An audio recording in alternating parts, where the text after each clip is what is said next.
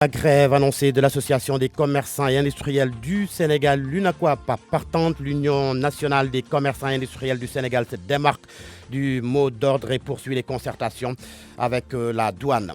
L'agression d'une sage-femme par un Kankourang fâche les agents de santé à Sédhiou. Ils ont porté plainte contre X et exigent justice. Le SAMES, le syndicat autonome des médecins du Sénégal, s'invite à la danse. À Mbour, 5 familles de gardes pénitentiaires crient à l'expropriation. Elles sont délogées de force de leur maison que le chef de l'État leur aurait offerte en 2015. Le séjour du Khalife général des Mourides à Dakar, Serigne Mountakha Mbacké dans la capitale depuis hier pour les besoins de l'inauguration de la mosquée Massalikul Jinan.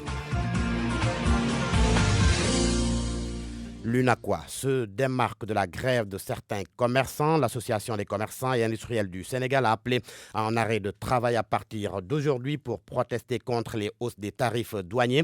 L'Union nationale des commerçants et industriels du Sénégal, l'UNACOIS, n'est pas concernée par le mouvement d'humeur. Selon son directeur exécutif, les concertations avec la douane se poursuivent. Par conséquent, il n'y a aucune raison d'aller en grève.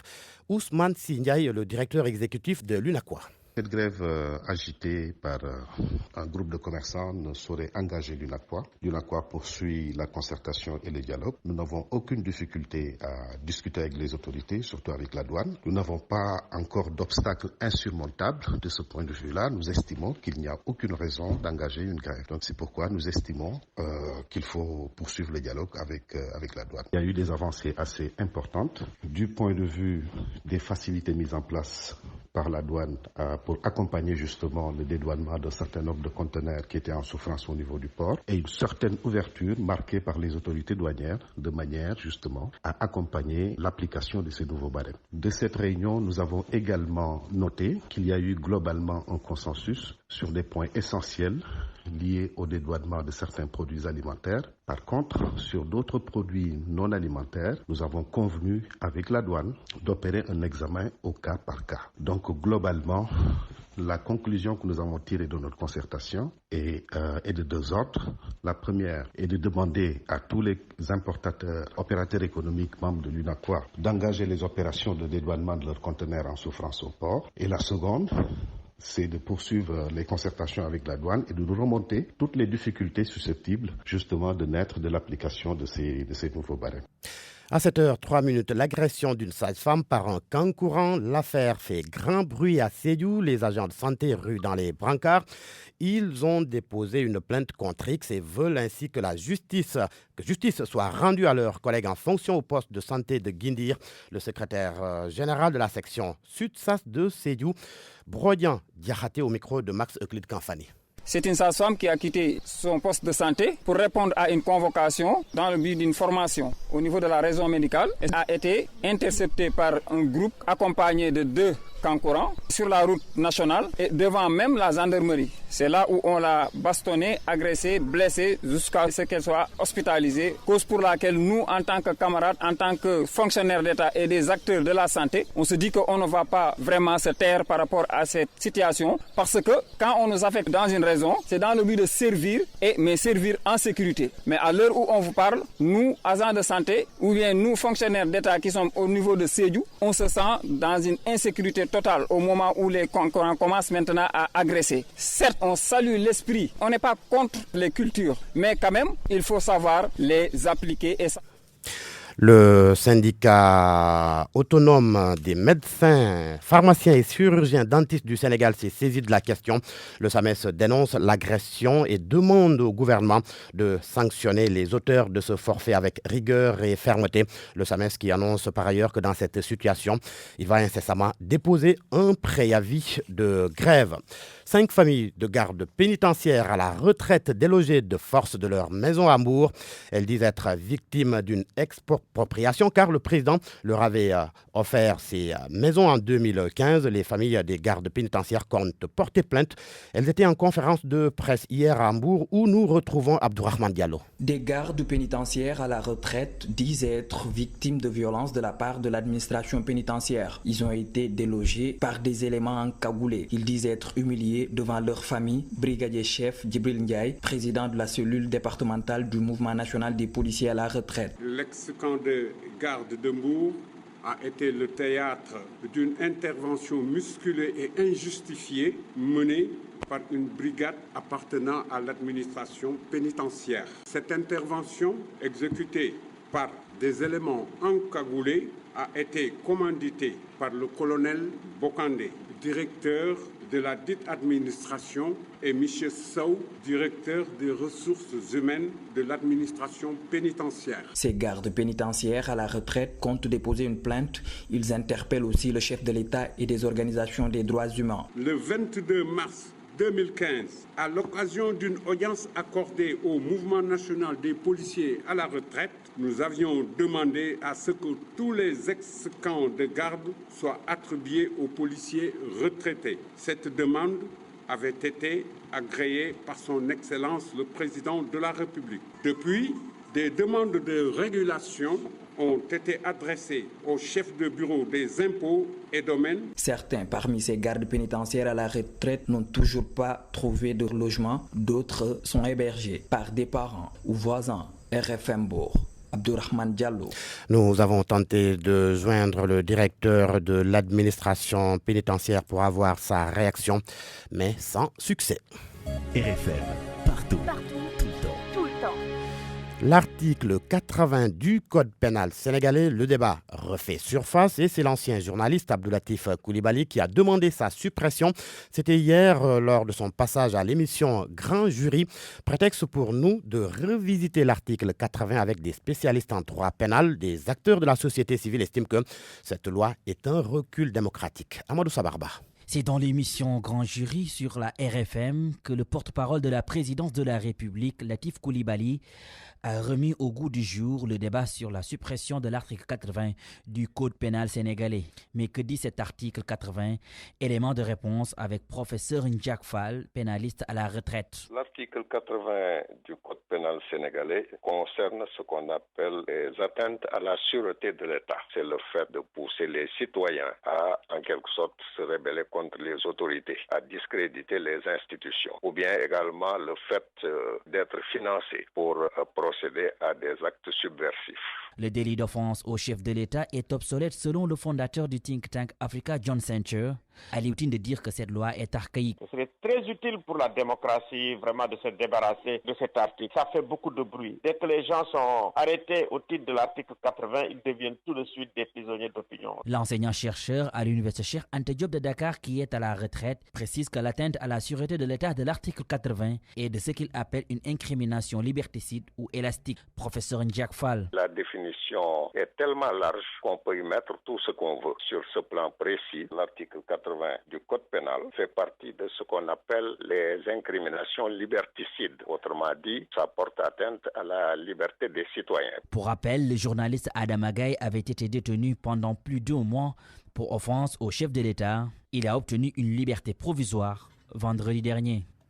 À 7h08, retour sur l'accueil réservé hier au Khalife général des Mourides, Serigne Mountakha Mbacké est à Dakar depuis hier donc pour les besoins de l'inauguration de la mosquée Massalikul Jinan. Une foule immense de l'échangeur de Hann à la mosquée. Koumba Sandiane Faye était sur place. Le Khalife général des Mourides à Dakar. Le convoi quitte l'échangeur de Hann, destination la grande mosquée Massalikul Jinan. Il passe par Castor sous le chaud soleil. Une immense foule l'accompagne. Ici, la distance et la fatigue ne se font pas sentir. Si certains, pour la majorité, des jeunes marchent, d'autres sont à bord des scooters. Tous chantant les louanges du fondateur du mouridisme. Difficile pour les forces de l'ordre de maîtriser la foule. Des fidèles talibés continuent de nettoyer les alentours de la grande mosquée. Salir n'est pas permis ici. Il y en a même qui parfument les allées de l'avenue Cheikh Ahmadou Bamba où doit passer le convoi du Khalife. De l'émotion, il y en avait. Je suis tellement content comme tout le monde. Une mosquée comme celle-là dans la sous-région, Je pense que ça n'existe pas encore. On est satisfait de Serigne Touba. La mobilisation, c'est normal parce que c'est Serigne Touba qui arrive aujourd'hui. Vraiment, on est trop contents. Serigne Touba vale plus de ça. Le calife a failli ne pas procéder à la visite pour des raisons de sécurité au vu de la mobilisation. Mais finalement, Serigne Mountakha a fait une petite visite guidée de la mosquée avant de regagner la résidence Khadim Rassoul située à Kolba. L'inauguration de la mosquée Massalikul Jinan est prévue ce 27 septembre. Babacar. Georges Deschediop, le journal. Merci. 7h10. Cheikh Tidiane Diagne nous rejoint pour les titres de l'actualité des sports de ce lundi, cher. Oui, Babacar, handball féminin, tournoi qualificatif au JO, c'est à Dakar. Jeudi prochain, le démarrage du tournoi. Les Lions qui entament le regroupement à Sali. Notez que l'Angola fait partie des favoris de ce tournoi.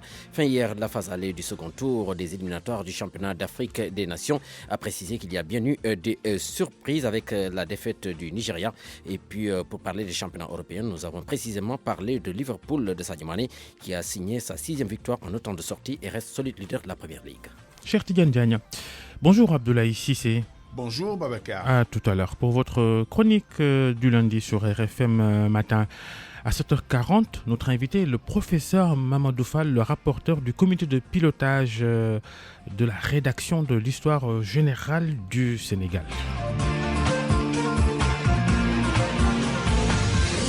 7h et bientôt 12 minutes. Bon début de journée à tous. Anna Rocha, tout de suite, la culture.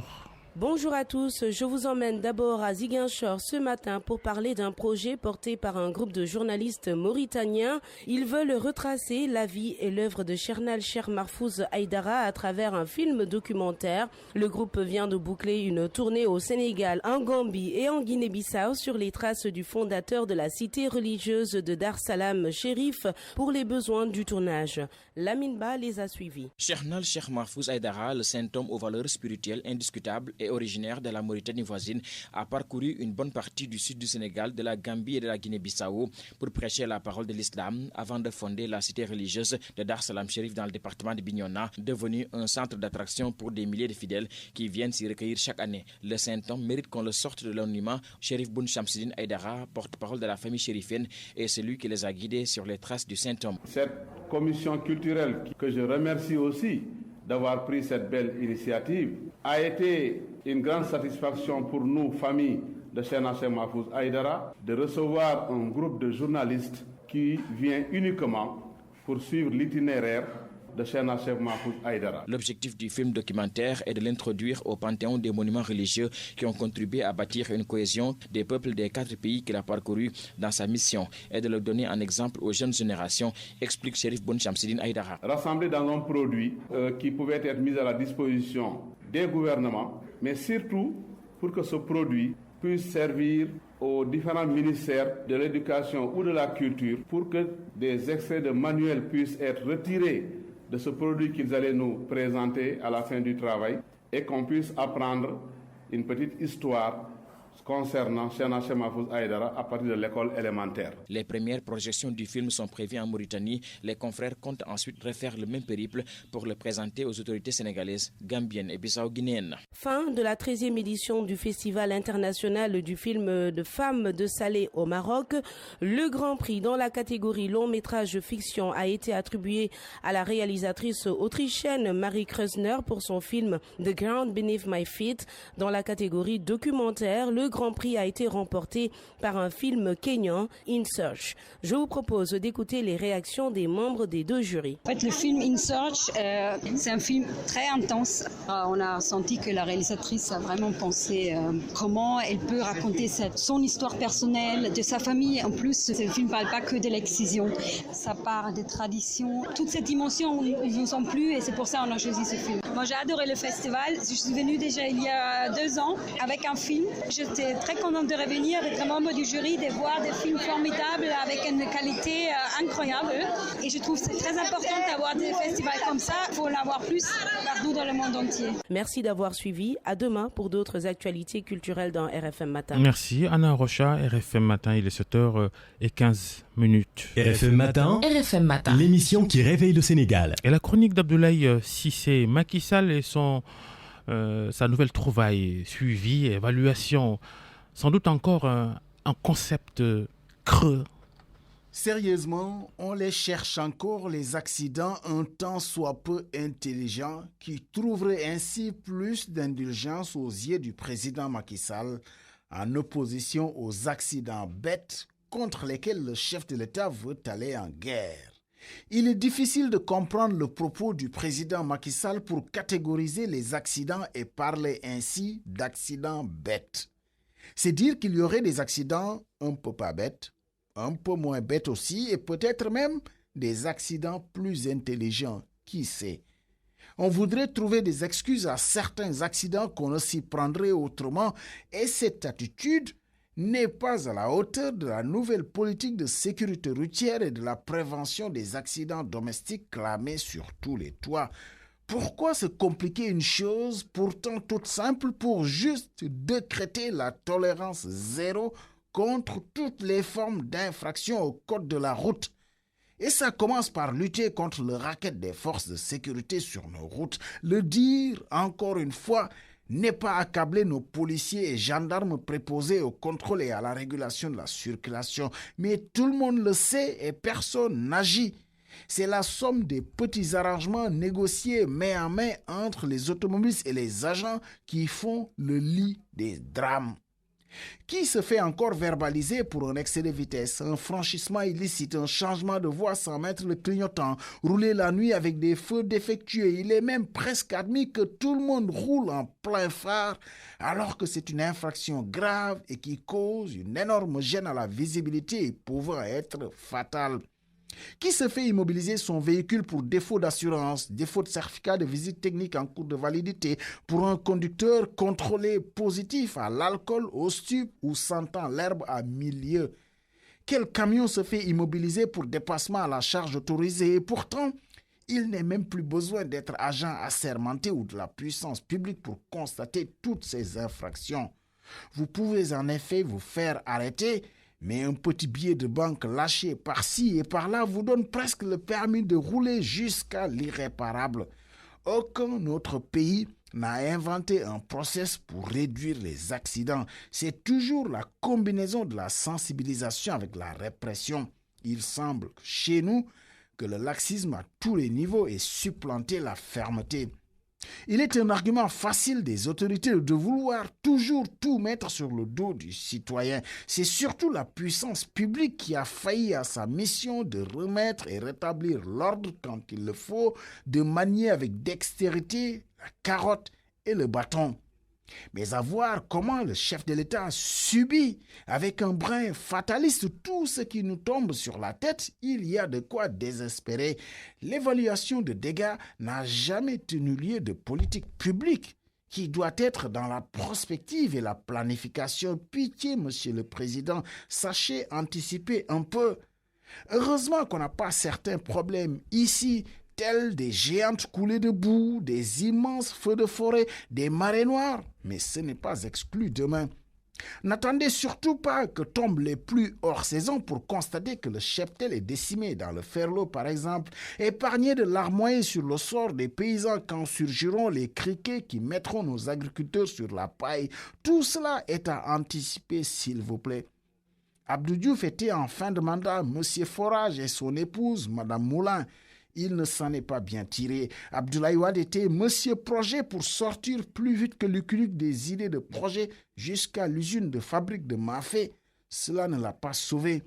Si Macky Sall devient Monsieur Audit et Évaluation après coup, on n'aura guère plus avancé dans ce pays. Abdoulaye Cissé, d'ailleurs, nous revenons sur l'accident au large de Dakar, près de l'îlot Serpent. C'est à la une de votre revue de presse ce matin, Mohamed Ali Mouba. Oui, le chavirement de la pirogue au large de la Madeleine, témoignage glaçant sur le drame de l'île aux Serpents. Aminata Nying, une rescapée de 47 ans, se confie à nos confrères du journal L'Observateur.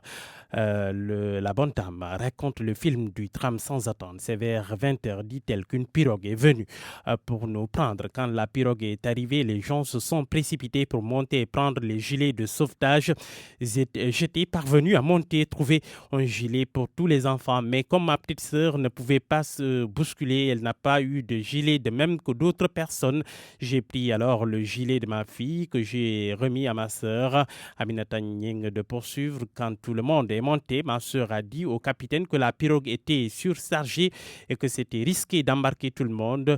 Le monsieur lui a demandé de se taire et lui a rétorqué que la pirogue pouvait amener tout le monde. Mais à peine a-t-on quitté ce remords-tel toujours que la pirogue a commencé à prendre eau partout. C'est arrivé au niveau de la petite île et l'autre conducteur a demandé au capitaine de faire demi-tour, retourner sur la grande île. Mais entre-temps, une grosse vague avait fini de frapper la pirogue. Le sauve qui peut, le capitaine nous a demandé alors de sauter.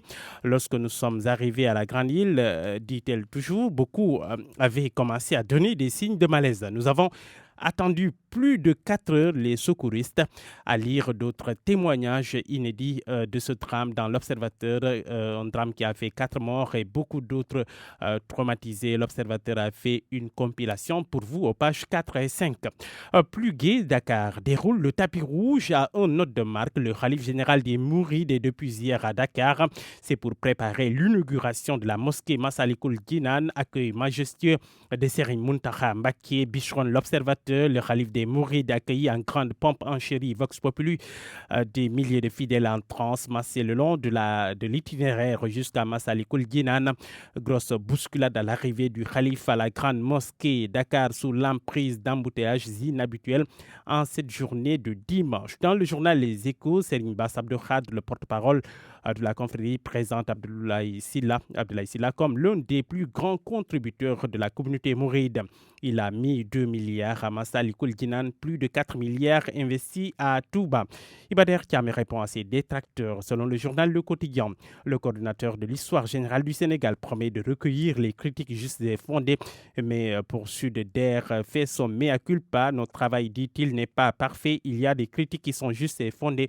D'autres procèdent de malentendus dans l'interprétation des termes. Je voulais juste dire que Maodo et Abdoulaye Niasse sont de la même école. En plus, ils avaient la même vision. Abdoulatif Coulibaly est le délit d'offense au chef de l'État. Sud Quotidien relève qu'il a disqualifié l'article 80 dans le grand jury de RFM. Le porte-parole du chef de l'État ne se débine pas. Il affirme « Je ne trouve pas normal certains délits ».